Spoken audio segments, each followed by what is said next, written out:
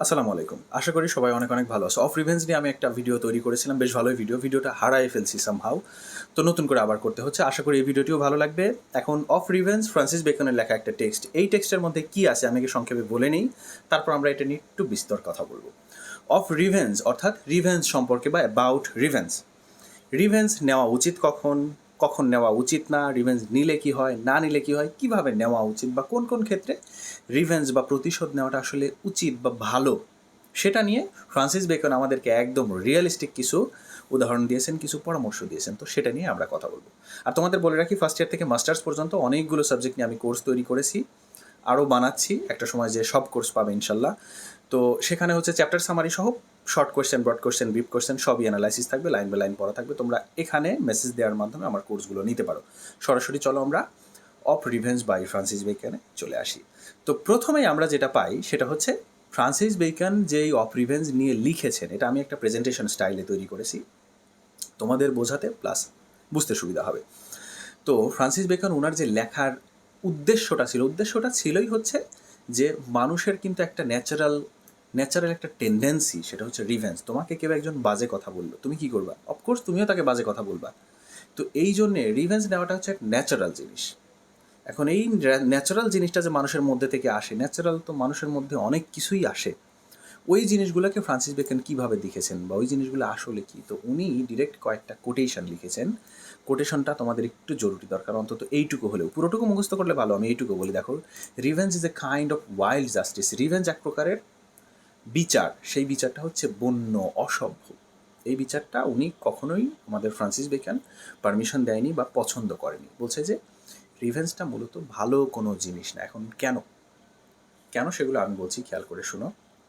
মূলত হচ্ছে রিভেঞ্জ যদি তুমি নাও কোনো মানুষের কোনো একটা অন্যায়ের কারণে, তো ওই মানুষটা কিন্তু তোমার উপরে আবার রিভেঞ্জ নেওয়ার চেষ্টা করবে, এবার রিভেঞ্জ চলতে থাকবে।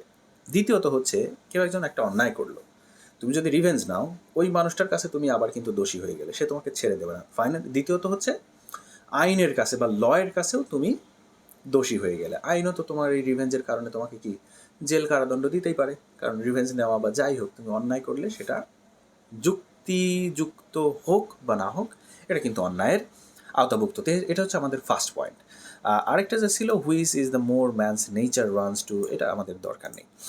আমরা সেকেন্ড পয়েন্টে চলে আসি, সেটা হচ্ছে কয়েক প্রকারের রিভেঞ্জের উনি কথা বলেছেন। তারপরে একটার কথা বলেছেন হচ্ছে পার্সোনাল রিভেঞ্জ। আরেকটা পয়েন্ট ছিল হচ্ছে পাবলিক রিভেঞ্জ, ব্যক্তিগত প্রতিশোধ। আরেকটা হচ্ছে জনগণের স্বার্থে পাবলিক রিভেঞ্জ। পাবলিক রিভেঞ্জটা নিয়ে আমরা একটু পরে কথা বলবো। পার্সোনাল রিভেঞ্জের যে ভয় বা যে সমস্যাটার কথা বলছে, সেটা আমরা বলি।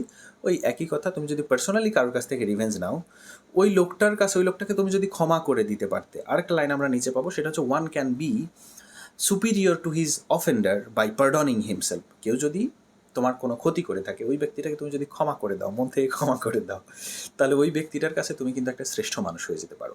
ক্ষমা না করে পরক্ষণে রিভেঞ্জ নিলে তুমি ওই ব্যক্তিটার কাছে খুব একটা ভালো মানুষ হবে না। এখন আমাদের কথা হচ্ছে, ভাই আমার সুপিরিয়র হওয়া লাগবে না, ও আমার একটা দাঁত ভাঙছে, আমি ওর দুইটা দাঁত ভাঙবো, ঠিক আছে? যাই হোক, মূলত হচ্ছে ক্ষমা করে দেওয়া ভালো। ফ্রান্সিস বেকন সেটার কথাই বলেছেন। কিছু কিছু ক্ষেত্রে আবার রিভেঞ্জ নিতেও বলেছে, ভালো লাগবে আশা করি। তো উনি এখানেও একটা কোটেশন দিয়েছেন যে আমরা ইমোশন বা প্যাশনের দ্বারা যদিও ইভেন কি বলে রিভেঞ্জ নিতে যাই, রিভেঞ্জ জিনিসটা আসলে কেমন দেখো। Revenge is a kind of cannibalism. Cannibalism মানে কি? নিজেদের গোত্রের প্রাণীর মাংস খাওয়া, অর্থাৎ মানুষের মাংস খেলে সেটাকে বলা হয় cannibalism. If it be not stopped, যদি এই ক্যানিবালিজমটাকে থামানো না যায় বা এই রিভেঞ্জটাকে যদি থামানো না যায়, তাহলে কি হবে? It will devour all in the end. একদম সমস্ত মানব জাতিটাকেই ধ্বংস করে দিবে যদি এই রিভেঞ্জটাকে থামানো না যায়। অসাধারণ কথা বলেনি? তুমি যদি রিভেঞ্জ নিতে থাকো, তোমার পরিবারের একজনে অন্য একজন মানুষ ক্ষতি করছে, তুমি তার পরিবারে করতো, সে আবার তোমাকে করছে, এবার আস্তে আস্তে এরকম কিন্তু গ্রাম অঞ্চলে অনেক দেখা যায়। পরিবার সহ সবগুলো ধ্বংস হয়ে যায়, গ্রাম সহ ধ্বংস হয়ে যায়। তো এরকম হয়। তো এখানেও আমরা বলবো যে কোটেশন ব্যবহার করার ক্ষেত্রে তুমি যদি এই পুরোটুকু পারো, অ্যান্সার লেখার ক্ষেত্রে ইউজ করবে। যদি না পারো, এতটুকু অবশ্যই ইউজ করবে।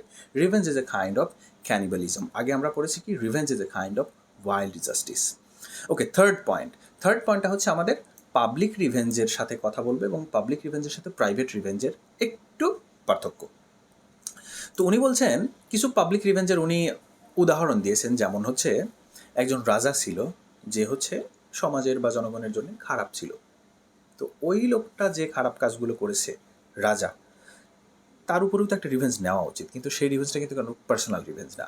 পুরো জাতি বা পুরো দেশ রাজার বিরুদ্ধে বিদ্রোহ করে যে রিভেঞ্জটা নেওয়া হয়, এই রিভেঞ্জটা সাধারণত পুরো দেশের জন্যে, মানুষের জন্যে, সবার জন্যে ভালো কাজ। এই ক্ষেত্রে রিভেঞ্জকে আমাদের ফ্রান্সিস বেকন উনি সাপোর্ট করেছেন, বলেছে হ্যাঁ এরকম রিভেঞ্জটা আসলে নেওয়া যেতে পারে, এটা সবসময় ভালো। উনি ডিরেক্ট এই লাইনটা বলেছেন যে public revenge are for the most part fortunate. ওনার ল্যাঙ্গুয়েজটা একটু ভিন্ন রকম, কিন্তু ইজি আছে, তোমরা পারলে মেইন টেক্সটগুলো পড়ে নিবে যে পাবলিক রিভেঞ্জ জিনিসটা কি।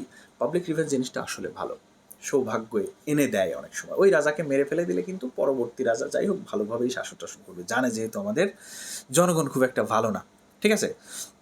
তো এখানে দুটো উদাহরণ দিয়েছিল, সেটা হচ্ছে কিং সিজার, কী করলাম, যাই হোক, হ্যাঁ কিং সিজারের উদাহরণ দিয়েছেন, তারপর পার্টিনাক্সের উদাহরণ দিয়েছেন, ডেথ অফ পার্টিনাক্সকে ওভাবে মেরে ফেলা হয়েছিল। তারপর হেনরি দ্য থার্ডকে মেরে ফেলা হয়েছিল। কেন মেরে ফেলা হয়েছিল? ওনাদের শাসন সেরকম মানুষের কাছে ভালো লাগেনি।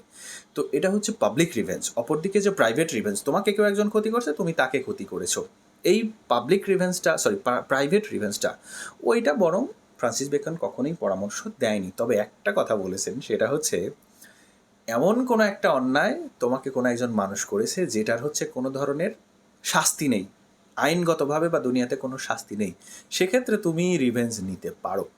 এখন এমন কোন অন্যায় আছে, কোন অপরাধ আছে যেটার কোনো শাস্তি নেই? অর্থাৎ উনি ফ্রান্সিস বেকন মূলত বলেছেন তোমার যদি কেউ ক্ষতি করে, ডিরেক্ট ওনাকে কী করো, তুমি আইনের আশ্রয় নিয়ে তার নামে মামলা করো, তার নামে অভিযোগ করো, নিজে নিজে নিজে নিজে রিভেঞ্জ নেওয়া দরকার নেই, এটা আরও ঝামেলা বাড়ে।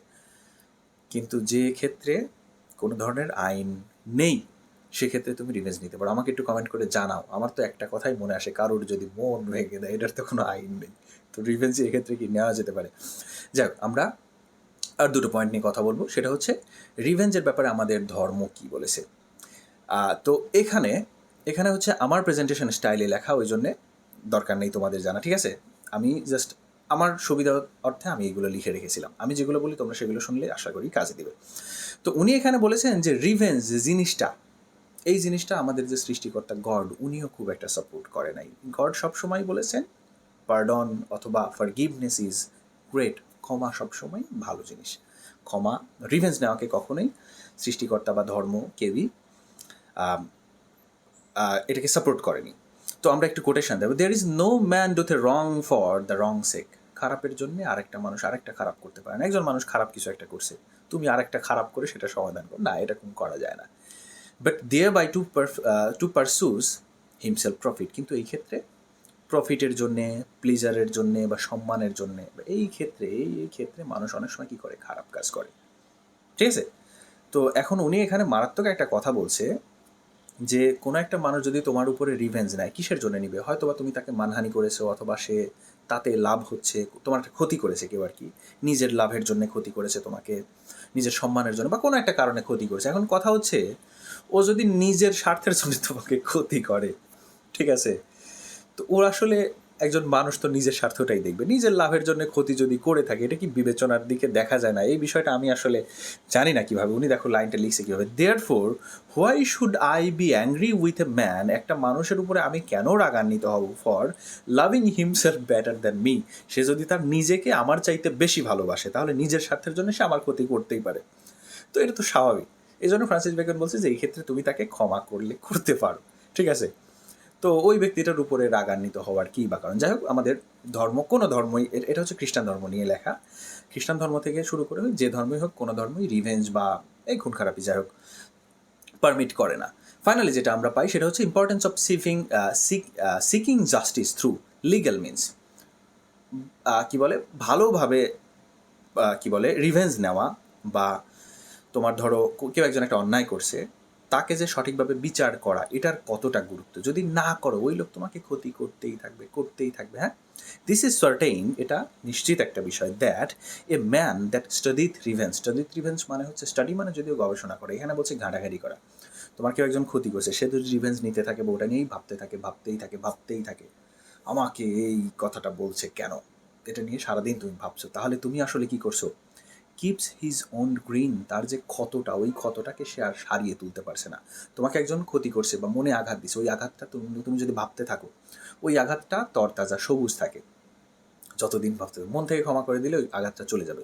Which otherwise would heal, and do well. তুমি যদি ওটা নিয়ে স্টাডি না করো, অর্থাৎ স্টাডি বলতে স্টাডি আর কি, পড়াশোনা সরি, ওটা নিয়ে ঘাঁটাঘাঁটি করো, আরও যদি চিন্তাভাবনা না করো, তাহলে কিন্তু ওই ক্ষতটা তোমার যে মনে রাখাত বা যাই হোক, ওটা কিন্তু সমাধান হয়ে যেত। কিন্তু সমাধান হচ্ছে না। কখন হচ্ছে না? যদি তুমি ওটা নিয়ে অনেক অনেক চিন্তা করো। তো আমরা এই কোটেশন থেকেও দুই একটা লাইন যদি পারি দিব, না হলে সমস্যা নেই। তো আমরা কিন্তু জাস্ট এই যে এইটুকু কোটেশন হিসেবে লিখতে পারি। যখন আমরা লাইনগুলো লিখবো, জাস্ট এইটুকু আমরা একটা সিঙ্গেল কোটেশন বা ডাবল কোটেশনের মধ্যে ব্লু কালি দিয়ে আমরা এগুলোকে রানিং কোটেশন বলি, এগুলো লেখা যায়। তো ফাইনালটা হচ্ছে the importance of forgiveness and reconciliation. এটা আমি তোমাদের আগেই বলেছিলাম যে মানুষ কোনো যে তোমার ক্ষতি করেছে তাকে ক্ষমা করে দেওয়ার মাধ্যমে তুমি তার কাছে শ্রেষ্ঠ বা একজন সেরা মানুষ হিসেবে নিজেকে পরিচয় দিতে পারো। এছাড়াও আরও একটি কোটেশন এখানে ছিল, the best part of valour is description, in which better part I save my life. আর ফাইনালি হচ্ছে আমাদের আজকের টেক্সট অলমোস্ট শেষ। আর আমি সবসময় চেষ্টা করি ভিডিওগুলোকে একটু কম্প্যাক্ট রাখার জন্যে, যাতে তোমরা বিরক্ত না হও। লম্বা লম্বা ভিডিও দিলে স্টুডেন্টরা বিরক্ত হয়, যে কারণে আমি সংক্ষেপ দিয়েছি। ঠিক আছে? তো যাই হোক, ফাইনালি একটা কথা আমরা বলবো, সেটা হচ্ছে ফর দ্য ফার্স্ট রং, তুমি যদি রিভেঞ্জ নিয়ে থাকো, প্রথম ভুল, it doth but offended the law. তুমি যদি রিভেঞ্জ নিয়ে থাকো, হ্যাঁ ওটা করছো, কিন্তু এটা কিন্তু আইন বিরোধী একটা কাজ। But the revenge of that wrong put the law out of the office. কিন্তু সেই অপরাধটাকে তুমি যদি রিভেঞ্জ নাও, তারপর তুমি যে আবার দ্বিতীয় আরেকটা অপরাধ করলা, ওটা কিন্তু আর অফিসিয়াল কোনো অপরাধ থাকলো না, ওটা আনঅফিসিয়াল অপরাধ হয়ে গেল। অর্থাৎ তোমার একজন কেউ ক্ষতি করলো, তুমি তার উপর রিভেঞ্জ নিতে পারো কীভাবে? তুমি থানায় গিয়ে মামলা করে দেবে, এটাও কিন্তু একটা রিভেঞ্জ, কিন্তু ওটা অফিসিয়াল একটা রিভেঞ্জ। কিন্তু তুমি থানায় মামলা না করে তুমি গিয়ে তাকে মারামারি শুরু করে দিলে, এটা কিন্তু একটা অন্যায়। তুমি নিজে কিন্তু তখন আইনের চোখে দোষী হয়ে গেলে, আর ওই লোকের চোখে তো অবশ্যই। তো আজকের ভিডিও পর্যন্তই। তোমরা যদি আমার কোর্সগুলো নিতে চাও, তাহলে এই নাম্বারে হোয়াটসঅ্যাপ অথবা ফেসবুকে আমার সাথে যোগাযোগ করো, কোর্স দিয়ে দেবো। এখন থার্ড ইয়ারের পার সাবজেক্ট কোর্স আছে হচ্ছে 300 টাকা। অন্যান্য ইয়ারের অন্য সাবজেক্টও নিতে পারো। আজকের মতো পর্যন্তই। আল্লাহ হাফেজ।